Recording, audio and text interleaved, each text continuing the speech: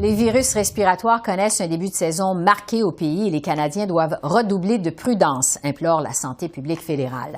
Surtout que l'immunité face à la COVID-19 est en baisse et que les contacts augmentent avec l'assouplissement des mesures sanitaires et le début de la saison froide. Alors, j'en discute avec la docteure Nathalie Granvaux, professeure de médecine moléculaire à l'Université de Montréal. Bonsoir, docteur Granvaux. C'est toujours un plaisir de vous revoir. Bonsoir. Merci de me recevoir une autre fois. Selon la santé publique, l'activité de la grippe a connu vraiment une croissance marquée et le seuil saisonnier de 5 de positivité au test de laboratoire a déjà été franchi. Je vous demanderais d'abord qu'est-ce que ça veut dire exactement et est-ce que c'est ce que vous constatez aussi, cette hausse des cas d'infection respiratoire? Oui, absolument. Dans les données qu'on a disponibles, on voit absolument que la grippe vient d'arriver. On savait qu'elle avait commencé un petit peu dans l'Ouest, puis au fur et à mesure, elle avance. Elle était déjà arrivée aux États-Unis. Alors, on voit l'influenza A, en tout cas ici au Québec, dans les dernières données de la dernière semaine, est arrivée. Alors, elle est en avance par rapport à d'habitude, comme est le virus respiratoire syncytial. C'est effectivement un constat qu'on peut faire actuellement. Ouais. Sur les clientèles plus à risque, c'est quoi la clientèle justement qui est plus à risque de complications? Est-ce que ce sont les aînés ou les enfants? Ben, ça dépend des années puis de la souche de virus qui circule pour ce qui est de l'influenza. J'ai pas vu de données qui montraient clairement s'il y avait un groupe plus à risque que l'autre. En ce moment, je pense que ce qui est clair, c'est que tout le monde est à risque à cause de la saturation de nos hôpitaux et donc on peut apporter moins les soins de manière efficace par rapport à ce qu'on faisait les années pré-pandémiques, si je peux dire. Et c'est surtout ça l'enjeu actuellement. Oui, parce que vous parlez justement de la saturation des hôpitaux. À quel point est-ce que ça vient engorger les hôpitaux alors que le système de santé se remet lentement de la crise de la COVID-19? Ben, c'est surtout qu'on a une collision de trois virus qu'on n'a encore jamais réellement vécu. L'année dernière, on avait du virus respiratoire syncytial, mais la grippe est arrivée plus tard. Donc, on a géré un petit peu la COVID et les virus respiratoires syncytial. Cette année, tout le monde arrive en même temps. Tous ces virus sont là en même temps. Donc, c'est sûr que c'est toujours une période qui est très chargée au niveau des hospitalisations et des consultations parce que c'est la période où ces virus circulent. Ils circulaient déjà avant la pandémie, mais là, ils arrivent tout en même temps. Alors, ça donne un effet assez impressionnant au niveau des hospitalisations de ce qui est rapporté. Oui, ça a un impact évidemment sur la première ligne. Sur la COVID-19 maintenant, tout en insistant ne pas avoir de boule de cristal pour prédire si la pandémie fera un retour en force dans les prochains mois. Le Dr New a affirmé que la situation du virus de la COVID-19 est stable et sera peut-être en augmentation au cours de l'hiver. À quoi vous vous attendez de votre côté relativement à la COVID-19? Mais écoutez, on a des variants, plusieurs maintenant qui circulent, qui cohabitent, qui se remplacent les uns les autres, mais on n'a pas vu d'émergence de grands changements dans les variants qui sont apparus et qui pourraient être très, très inquiétants. Mais je serais très prudente parce que si vous vous rappelez et qu'on revient une année en arrière, on était à l'époque avec le virus Delta.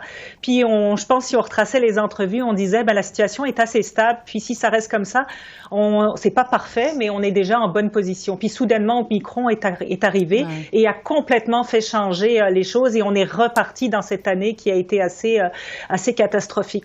Donc, pour l'instant, on est effectivement dans une situation stable. Les gens vont plus à l'intérieur, donc on a une propagation et on n'a plus de mesures sanitaires en place. Donc, c'est sûr que la propagation va être plus importante que ce qu'elle a été l'année dernière.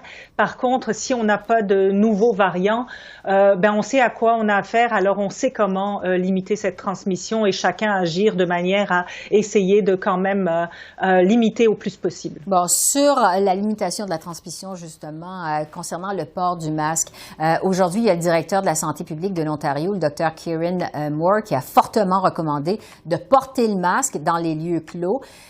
Sans quand même le rendre obligatoire, est-ce que le temps est venu justement de revenir au port du masque? Plusieurs, évidemment, ont mis de côté au cours des derniers mois, des dernières semaines. Qu'est-ce que vous en pensez? Moi, je pense que c'est une habitude qui, de toute manière, devrait être présente dans nos cultures maintenant, comme ça l'était déjà en Asie, pour pouvoir limiter ces périodes où on a des virus respiratoires qui circulent et d'éviter les engorgements des hôpitaux. Donc, ça devrait devenir un principe de vie, ce qu'on appelle l'étiquette respiratoire. Et quand on a des symptômes, on évite de propager le virus. Alors, ça peut être soit en restant chez soi, en évitant d'aller dans des endroits où il y a du monde, en portant un masque, en ventilant correctement les espaces. Il y a plusieurs aspects qui peuvent être utilisés. Est-ce qu'on devrait le rendre obligatoire? Ça, je pense que c'est une décision qui est beaucoup plus que politique que scientifique. La science dit que le masque aiderait fortement à limiter ces transmissions. Après, c'est des décisions qui doivent être prises au niveau politique de savoir si ça devient une obligation. Oui, pour l'instant, il n'y a pas de consigne à l'effet qu'on va revenir au masque obligatoire. On verra si les autorités changent d'avis là-dessus. Sur les vaccins maintenant, Dr Granvaux, est-ce que vous recommandez d'obtenir une dose de rappel du vaccin bivalent contre la COVID-19 qui cible Omicron? Mais il faut avoir sa vaccination à jour. Ça, on voit clairement que l'effet de la vaccination s'estompe au niveau de l'infection au cours du temps. La protection contre les formes sévères reste quand même très haute, mais on regagne en protection si on est à jour. Alors, aux 5-6 mois, d'avoir son rappel pour le moment, parce que c'est ce qu'on a à profiter de mieux. Le meilleur vaccin, c'est celui qui est disponible là où on va. Ça reste la même chose, que ce soit le bivalent, que ce soit celui de Moderna ou celui de Pfizer ou que ce soit le vaccin traditionnel, à partir du moment où les gens vont être à jour et la protection va être beaucoup plus importante. Donc, vous recommandez vraiment de se garder à jour finalement oui, dans la vaccination. Absolument. Puis effectivement, l'hiver se rapproche, est à nos portes. Hein, on voit la neige est arrivée. Les gens vont aller plus à l'intérieur. Il y a les fêtes qui s'en viennent. C'est toujours une période, hein, même les années pré-pandémie, c'était une période où la grippe se propageait énormément. Hein. Beaucoup de gens fêtaient Noël, puis il y avait la grippe après. Alors, être à jour avant, c'est le moment de le faire pour être vraiment à jour avant les fêtes et se protéger et protéger les autres en même temps, effectivement. Docteur Nathalie Granvaux, professeure de médecine moléculaire à l'Université de Montréal. Merci de vos lumières, toujours appréciées. Merci beaucoup. Merci. Bonne journée. Au revoir.